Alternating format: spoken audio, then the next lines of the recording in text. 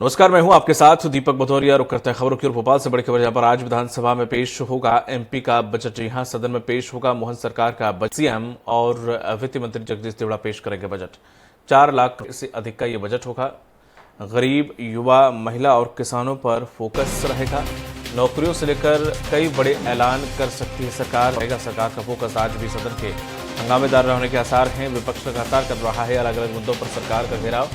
मध्य प्रदेश में मोहन यादव के नेतृत्व वाली भाजपा सरकार अपना दूसरा पूर्ण बजट विधानसभा में आज पेश करने वाली है। राज्य विधानसभा में डिप्टी सीएम और वित्त मंत्री जगदीश देवड़ा इस बजट को साथ ही बजट पर भाषण देंगे।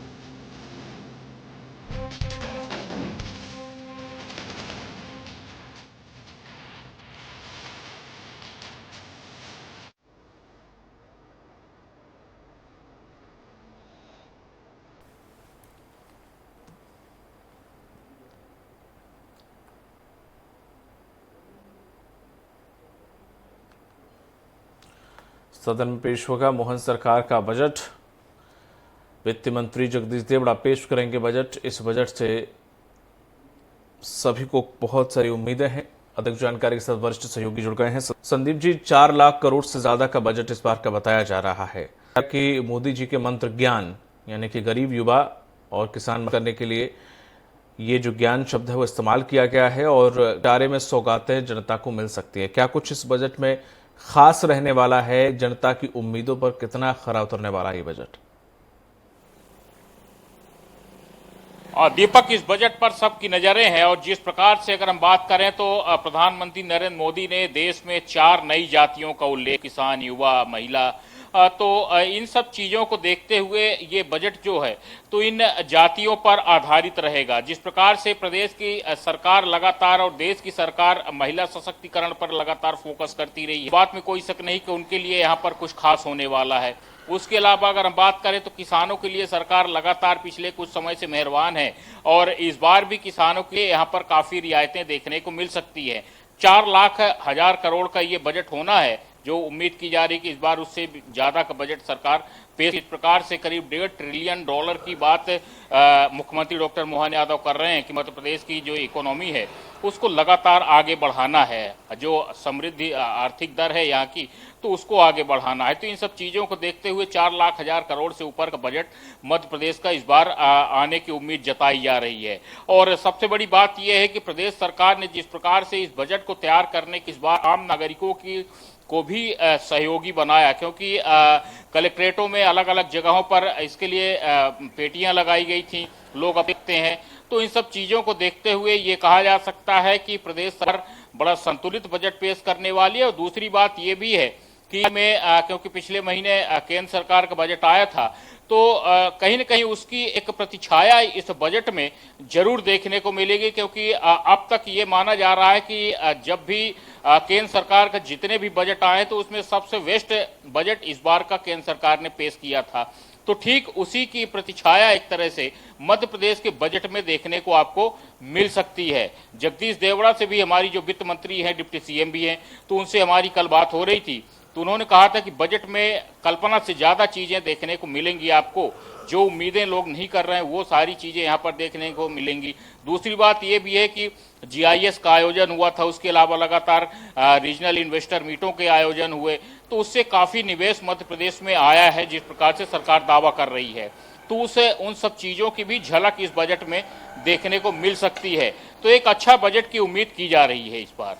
जी दीपक। बिल्कुल संदीप जी, जिस तरह से इसमें मेट्रोपॉलिटन सिटी का जिक्र किया गया है कि इंदौर और भोपाल, जबलपुर कुछ ऐसी सिटी हैं जो मेट्रोपॉलिटन सिटी कहलाएंगी, जिससे उनका डेवलप उस हिसाब से किया जाएगा। यहाँ तक कि उन सिटीज जो हैं उनमें अंतर्गत आने वाले गांवों का भी विकास होगा, जिससे शहर और ग्रामीण अर्थव्यवस्था को काफी मजबूती मिलेगी। तो क्या है ये मेट्रोपॉलिटन सिटी का जिक्र?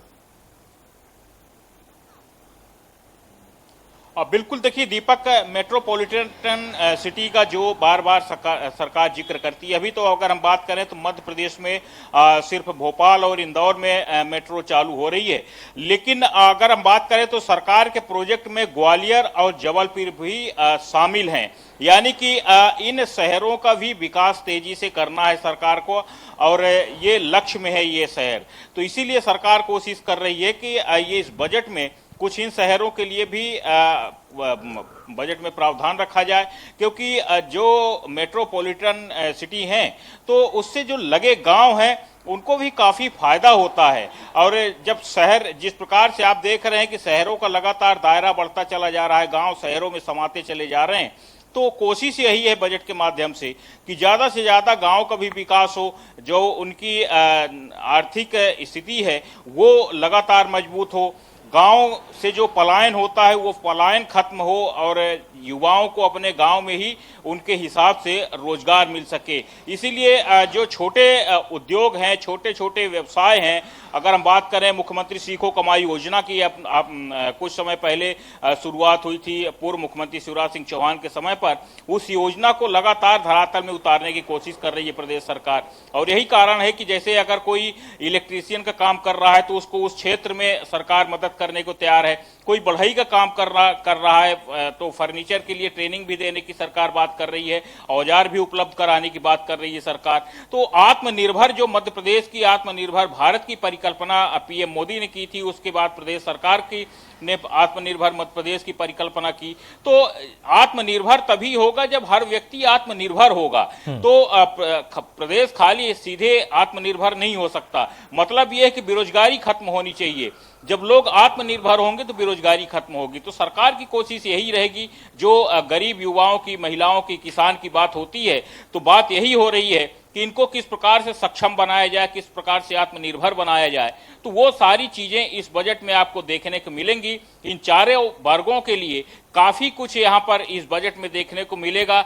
जो आर्थिक रिपोर्ट पेश होती है तो इन सब चीजों को लेकर के यहाँ पर अलग अलग प्रावधान रखे जाएंगे। जी बिल्कुल, जैसे आपने बेरोजगारी की बात की तो इसमें यह भी जिक्र किया जा रहा है कि इस बार करीब 102 लाख युवाओं के लिए जॉब का पिटारा भी सरकार खोल सकती है। साथ ही साथ कुछ विभागों का बजट भी यहाँ बढ़ाने का जिक्र किया जा रहा है, जो कि काफी सरगर्मी से ये बातें चल रही हैं कि एमएसएमई और ग्रामीण विकास, शहरी विकास, उद्योग, जिस तरह से तमाम जो ऐसे विभाग हैं जिनमें बजट की थोड़ी कमी है, उन विभागों का बजट भी इस बार बढ़ाने के लिए सरकार इस बजट में प्रावधान कर सकती है।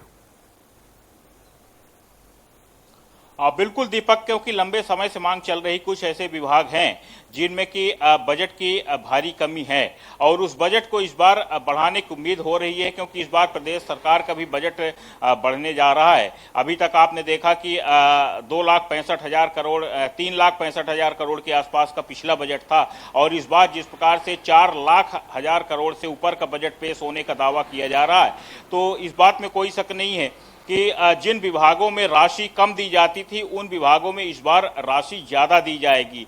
पंचायत एवं ग्रामीण विकास विभाग लंबे समय से कहता रहा है कि उसको राशि की आवश्यकता है, क्योंकि ग्रामीण क्षेत्रों का विकास अगर तेजी से करना है और ग्रामीण क्षेत्रों को मजबूत करना है तो उसके लिए राशि की आवश्यकता पड़ती है। तो इस बार इस प्रकार से अलग अलग जो महिला बाल विकास विभाग हैं, तो इन सब को अलग अलग से कुछ ज्यादा राशि बढ़ाने की उम्मीद की जा रही है। और इस बजट में उम्मीद यही है कि जो अलग होने की बात कही जा रही है तो वो सारी चीजें यहाँ पर जरूर दिखेंगी।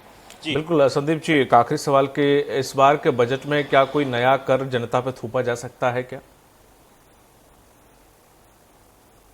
देखिए, कर की अगर हम बात करें तो इस बात में कोई शक नहीं कि कर इसमें यहाँ पर कोई नहीं बढ़ने वाला है। जो कर बढ़ने वाला है तो वो नशीले पदार्थ यानी कि शराब पर जरूर कर बढ़ेगा। 10% कर शराब पर बढ़ने की पहले से ही सरकार लगातार बात करती रही है, क्योंकि वही एक ऐसा साधन है जहां से रेवेन्यू सरकार ज्यादा से ज्यादा जनरेट करती है।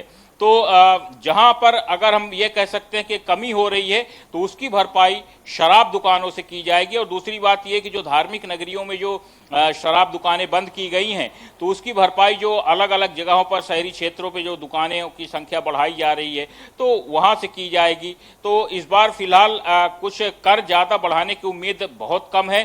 बल्कि जो कर बढ़ेगा तो यही शराब में बढ़ने की ज्यादा उम्मीद दिख रही है। जी, तमाम महत्वपूर्ण जानकारी साझा करने के लिए आपका बहुत बहुत शुक्रिया संदीप जी।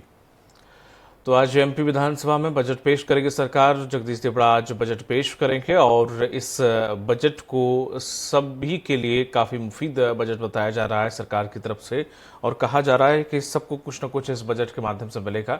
अब ये देखना होगा कि 4 लाख करोड़ रुपए से अधिक का ये जो बजट है वो आखिर जनता के लिए कितनी सहूलियतों वाला रहने वाला है, क्योंकि अगर देखें तो उतना ही तकरीबन 4 लाख करोड़ रुपए सरकार पे उतना ही कर्ज भी है। अब ऐसे में उससे ज्यादा कर्ज से ज्यादा सरकार इस बार इस बजट को रखने वाली है। अब जनता को कितनी सहूलियत मिलती, किस वर्ग विशेष को खास सरकार की तरफ से तोहफा दिया जाता है, ये इस बजट में देखने को मिलेगा।